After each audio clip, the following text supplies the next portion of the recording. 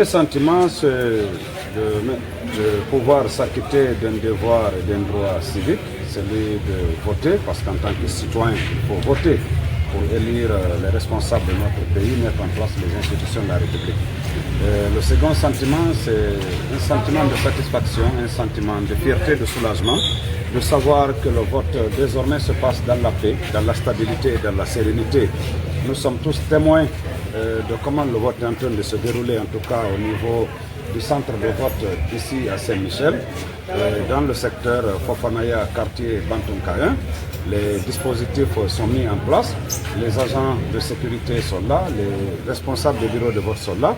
Et donc le vote est aujourd'hui très fluide, il n'y a pas d'affrontement. Habituellement, les populations votent dans l'affrontement, dans le jet de pierre, dans le jet de gaz lacrymogène. Mais je crois que nous avons rompu avec cette tradition-là depuis la campagne référendaire. Et c'est ce que nous voulons pour notre pays. Nous voulons la paix, nous voulons la stabilité, nous voulons la sérénité et la cohésion sociale. Et donc je dirais que c'est un pari gagné par rapport à la gouvernance du président Mamadi Doumbouya.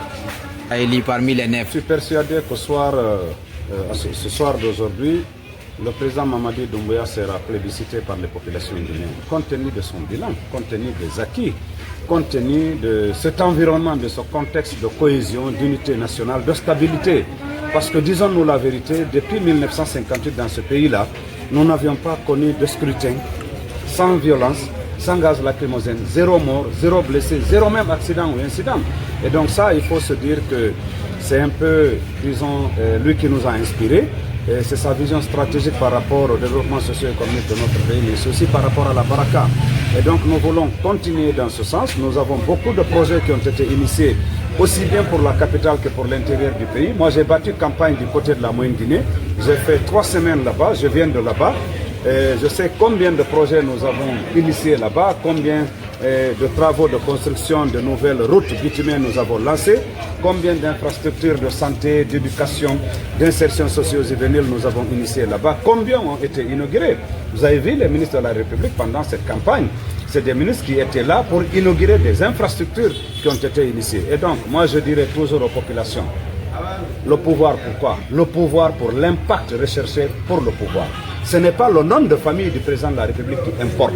Ce qui importe pour un pouvoir, ce qui importe pour le président de la République, ce sont les bienfaits qu'il pose, ce sont les actes et les actions qu'il pose. Et aujourd'hui, ce président est en train de nous inspirer. Mettons les affrontements de côté, mettons les invectives de côté, allons vers le développement socio-économique pour lequel nous sommes très en retard par rapport aux autres pays de la sous-région.